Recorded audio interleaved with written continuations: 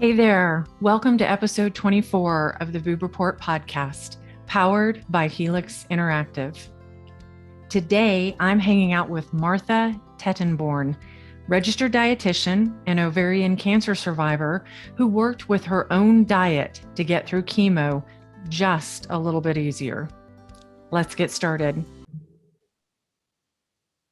All right, we are very, very excited. This is going to be some cool stuff we're going to be talking about today with Martha. Welcome. Thank you. It's nice to be here, Michelle. Oh, I appreciate it.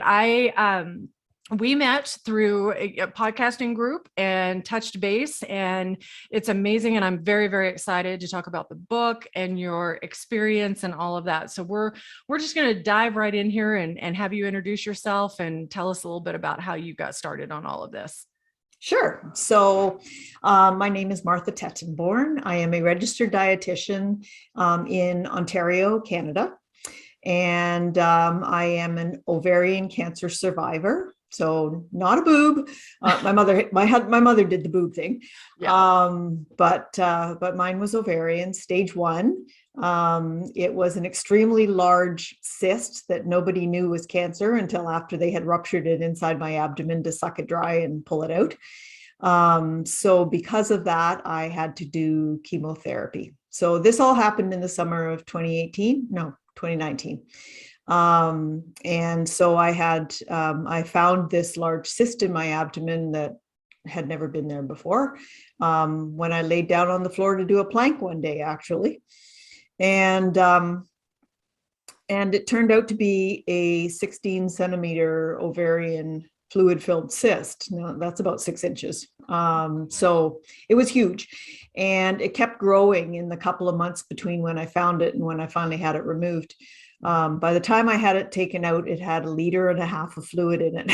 So Oh God. I was like being about 5 months pregnant.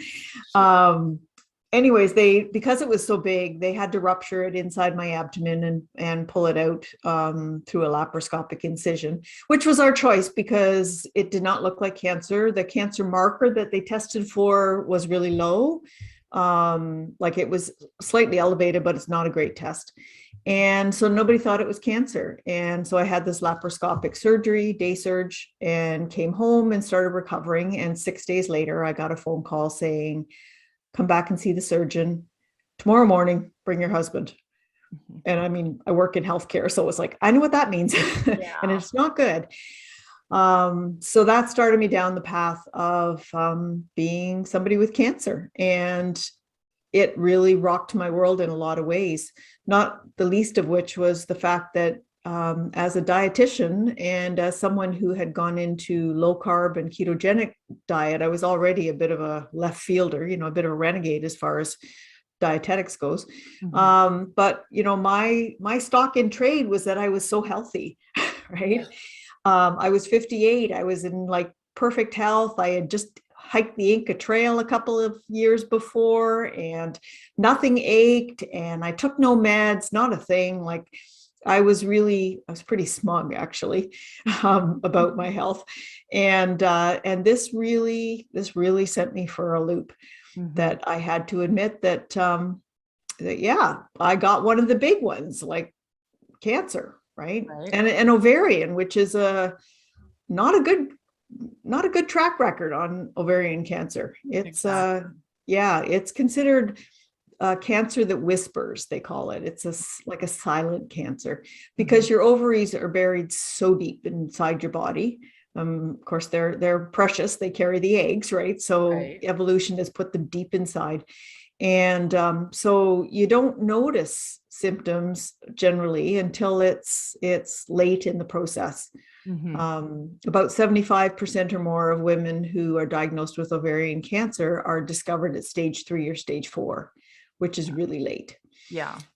So, I mean, I feel really blessed that the tumor the cyst was enormous enough that it had to be dealt with right away. Now, I mean, right away in Canada, in Ontario, in the middle of summer meant that it was a full 2 months before I got my surgery from the time I found it. But Yeah, so stage 1. But Wow. because they ruptured it, it was considered technically to be a spill. And this is a kind of cancer that likes to stick around in your abdominal and pelvic cavities, and cancer cells can land on the surfaces of other organs or the wall of your abdomen or the omentum, which is the sort of the fatty layer that lives in there that kind of protects all your internal organs, and it can seed tumors. Oh.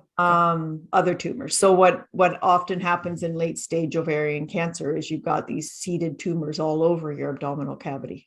So yeah, so it was highly recommended that I do further surgery and chemotherapy. Wow. Now, just sort of a question, because you and I are right around the same age. I'm 55. Did menopause play any sort of part in that, do you think? Or was it just something you were going through at the same time, or how? Oh, I've been in menopause for 10 years. Okay. Okay. I started with that when I was 50. Okay. Now, with my mother having had premenopausal breast cancer, I had always sworn up, down, and sideways that I would not take any hormonal replacement therapy or anything like that for menopause, because I knew that that my risk was higher. But I also knew that my mother was a real outlier as far as cancer goes. She was the only person in her family to get it. Her mother and her aunt lived into their mid-90s in good health. Her 2 sisters are still in terrific health. One's in her mid-90s and the other one's almost 90. And so she was an outlier. But she was also someone who had polio as a 7-year-old child in the Depression in rural Ontario, a long way from any big hospitals. And so she had all kinds of treatments and surgeries on, misshapen backs and legs and stuff when she was young. So who knows what they did to her young teenage body. Right. So I didn't consider myself at high risk for cancer. But I knew I didn't want to take replacement therapy. Right. However, the hot flashes got the better of me, and I did end up doing some bioidentical progesterone cream treatments to help me get through the first couple of years of that.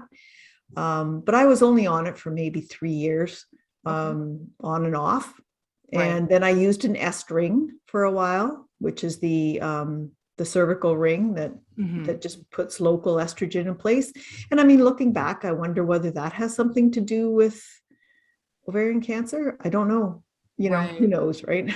Oh yeah. I mean, we're learning stuff every day. I was diagnosed with breast cancer at 49, and I was perimenopausal at the time, already, suffering from the hot flashes and all the fun stuff that comes along with that. But same thing, I didn't do any sort of hormone replacement therapy because my cancer was estrogen based. So I try to do supplements and, do what I can because my doctor was the same way. They're like, not a good idea because of the estrogen based cancer that I had. But yeah, those hot flashes, they're so fun.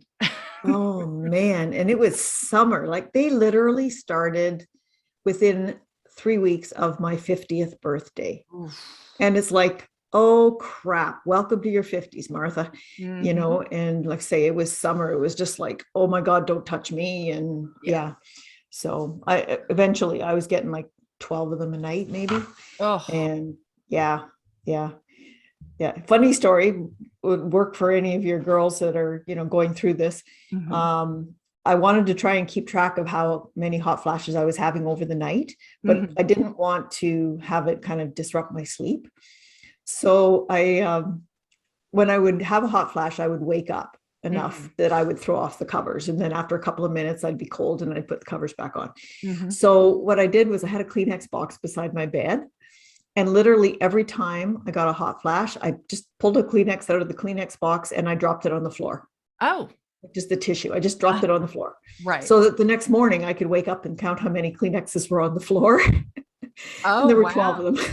Wow. Yeah. That's an interesting way to do it. Yeah. Because you don't want to, as opposed to like, trying to write something or, I didn't want to wake up that much. Right. I don't blame you. Well, so once you got your diagnosis and you were the treatment plan was to go through chemotherapy.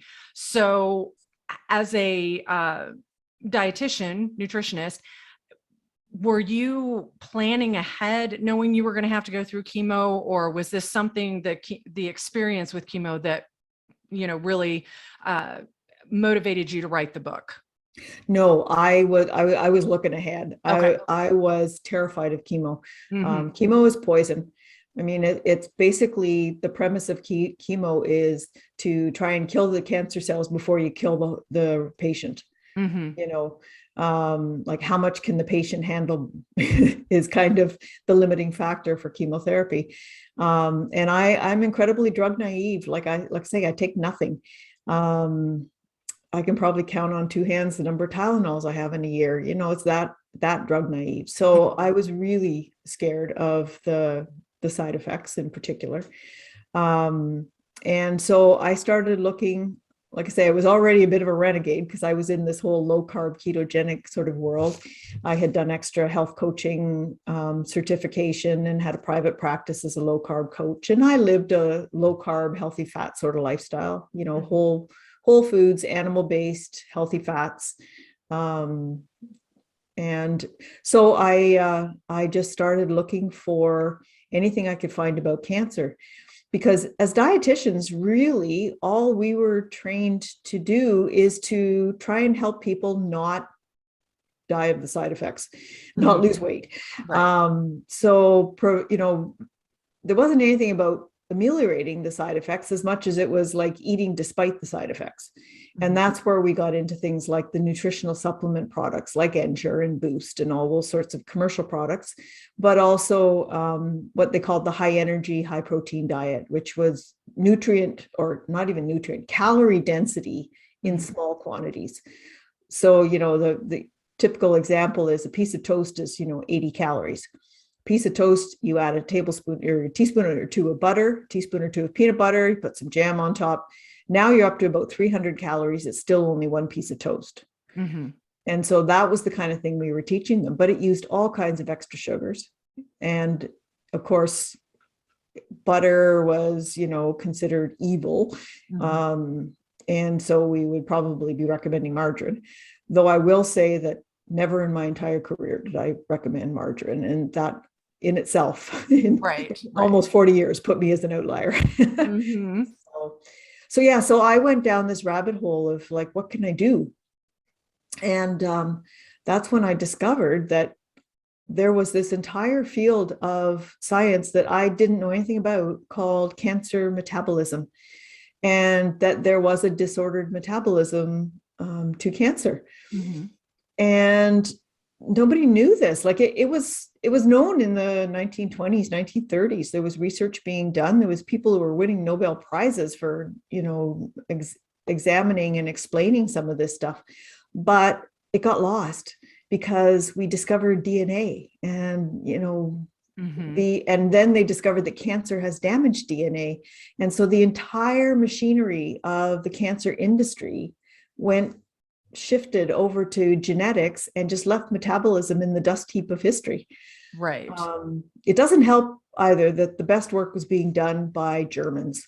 And of course, we had two big wars against the Germans, and so their science would not be held in the same regard as American work, probably, or English speaking work anyways. Right. So that was another reason I think that it got lost for quite a while. But it is being revived, and there's all kinds of amazing research being done now on metabolic abnormalities in cancer, identifying them. And then once you identify them, you can look at how to intervene. Mm-hmm. Of course, metabolism is about fuel usage. And fuel usage is about fuel, and fuel is nutrition. So, I mean, it comes right back to food and nutrition, which is where I live. So it was absolutely mind-blowing to me that there was things that we could do nutrition-wise in terms of our food choices, and particularly in terms of metabolic ketosis and fuel partitioning, carbs versus fats versus proteins and so on, that will actually impact on cancer's ability to grow. And what became even more of a mind blow was that you could actually impact on your chemotherapy treatment experience, particular side effects, and making the chemo more effective using nutritional interventions. And there was research being done on this, which is, like I say, blew my mind. So that's where I got. Yeah. For me, I didn't have to do chemo or radiation. I'm very blessed in that fact that I didn't have to do it. But I know more often than not, that's what I hear from, people that have gone through it is I don't have an appetite. I don't have this. They're so run down. So knowing that there's an actual plus side to the nutrition and what you're putting in your body to sort of help counterbalance what's going on with the chemo is fascinating. I know, and effective. Like it was really effective. So my intervention in a nutshell, after I did all the research, and it was based on the research. Lots more research has to be done, but people who are facing cancer, they don't have time to wait for that. Right. Yeah. Like I say, you can't turn the Titanic, but I can turn on a dime. I'm like on a skateboard, So I implemented a fairly strict ketogenic diet, which I maintained for the entire time that I was in chemotherapy. So I was actually in ketosis for the whole time I was in chemo. And then for each chemo treatment, I fasted for about 2 days or 36 hours prior to my chemo infusion, and then about 24 hours after the end of the infusion. And that did two things. That number one is it really dropped the amount of sugar in my blood. So not none, but I mean, low and steady. There was no sugar spikes. And it increased the amount of ketones that I was producing. So I was already in mild ketosis with the diet, and then the fasting would take me into deeper ketosis. And so because of that, the amount of insulin circulating in my blood would drop, and the insulin-like growth factor and some of those other growth factors that cancer loves to have in order to grow. So those were very low. But what that does is it stresses the cancer cells, because cancer, one of the hallmarks of cancer is that it has no off switch. It has no way to slow down its metabolism in response to the fuel supply situation that it's in. It is always hungry, and it's always looking to divide, and it's always looking for, in particular, glucose, which is blood sugar, which comes from carbohydrates in your diet. So by cutting those down, you're stressing the cancer cells, which is awesome, because then when you hit them with something like radiation or chemotherapy or hyperbaric oxygen or whatever other treatments you're doing, then they are already in a weakened state. So it actually potentiates the effect of the pulse, whatever it is, in my case, the chemo. Right. But the really cool thing that I found, and the part that just kind of blew me away and what made me write the book, was that your healthy cells will shut down into a quiet sort of maintenance mode when the fuel supply dries up. So your body goes into, I call it stealth mode, but basically it just quiets down. It makes no effort at, rapid growth and stuff. And it will go into almost a autophagy type house cleaning mode. And it waits for the fuel supply to come back. And that's an evolutionary adaptation that we've had for millions of years, because, back on the African savanna 2 million years ago, you didn't eat 3 times a day. You feasted when you had a chance, when you killed an animal or something, and then you fasted, or you ate, roots and berries until you found some more meat, generally. So we have that built into our system.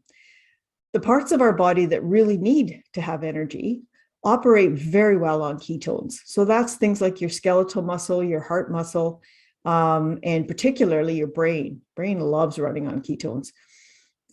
So you're not harming yourself in any way by doing that. But what you are doing is you're quieting down your healthy cells.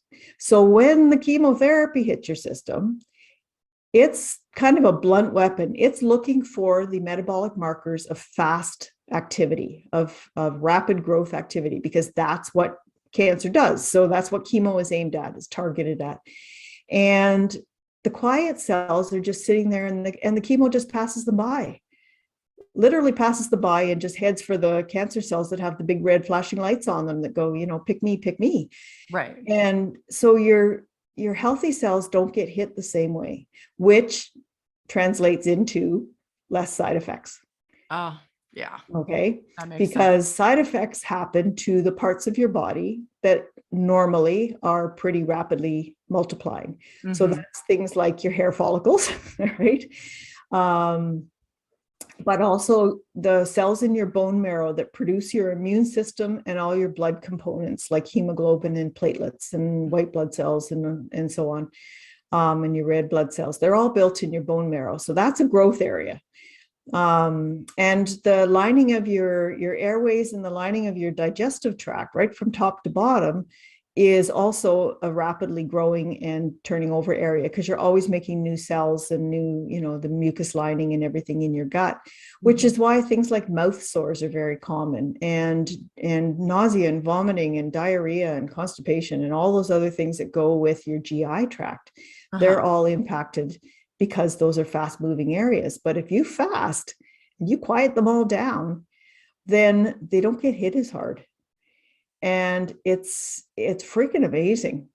So I went through 6 rounds of carboplatin and paclitaxel, which were the 2 drugs that were recommended for me. The paclitaxel went in by IV, and the carboplatin went into a port that was placed under my ribs, and it was poured directly into my pelvic cavity. So rather than taking it by vein, it made more sense with the kind of cancer I had to actually pour it in my abdomen. Right. So that's what they would do. And I had said to the doc, hit me with your best shot, because I do not plan to do this more than once. Like, I'm not looking for a light dose. I want what you think is going to be the best dose. Right. Right. So I did 6 courses. I fasted all 6 courses. I never once threw up. Not once. I had almost no nausea. I didn't have to take any extra meds for nausea most of the time. I never missed a meal unless I was fasting. In fact, I never missed making a meal, because I'm the cook in my house and I like it that way. Right. And so, and I was never horizontal. Like, I was never in bed for days or anything. I had a recliner chair that was my little nest. And I would, get up every hour or so, and I'd wander around the house, and I'd maybe empty the dishwasher or put on a load of laundry or go out to the end of the driveway to the mailbox or something. Or make, bacon and eggs if that's all it was for supper. But then I'd climb back in my chair. And like I say, I was never down and out. And that would last for maybe 4 days. I'd have some muscle aches on and off. Never any neuropathy, no fingers, toes, numbness, anything like that. And it never got worse. In fact, with each treatment, the side effects seem to be a little lighter than the one before, which is exactly the opposite of what they tell you to expect, because normally it's a cumulative effect, right? So basically you were training your body, you were helping your body, giving it,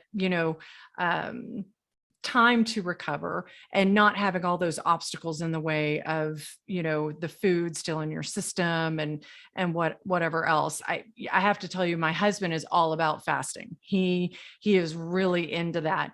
I do it occasionally, but it's something that's in my head that I'm like, oh, no, I'm hungry when I'm really not. And so I'm still working, to get there, but he's all about it. He has read so many articles, and he does it on a regular basis. And I've got people, that I know that do it as well, that are not going through any major medical thing. And it just makes them feel so much better to do it. Yeah, no, it's a powerful tool. I mean, these things are all tools, right?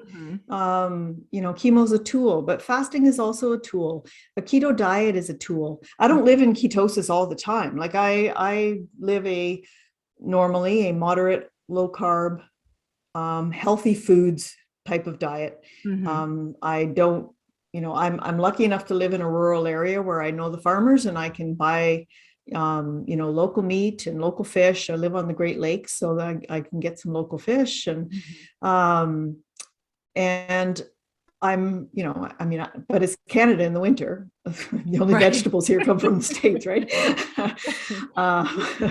The fresh, like the lettucey type stuff. But no, that's how I eat normally. I'm very careful about not much in the way of sugar. I'm really careful about industrial seed oils and those industrial fats that are really inflammatory and really bad for you. So yeah, I eat normal, healthy, low carb.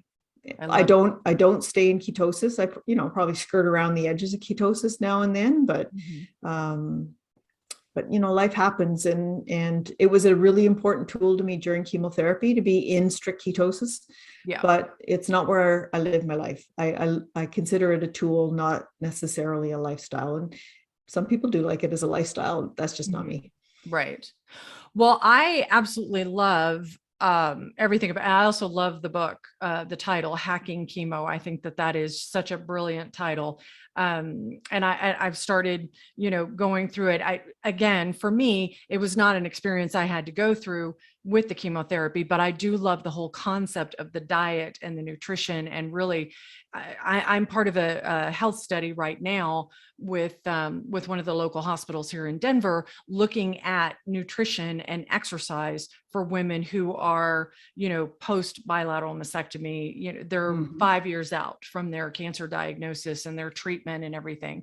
So that's been very fascinating to go through all of that. And I really enjoy that, but there is so much information here to go over. So as we discussed before you and I hopped on and started doing the recording, you will definitely be on numerous times for us to go back over, because I've got a whole laundry list of stuff that we didn't even touch on.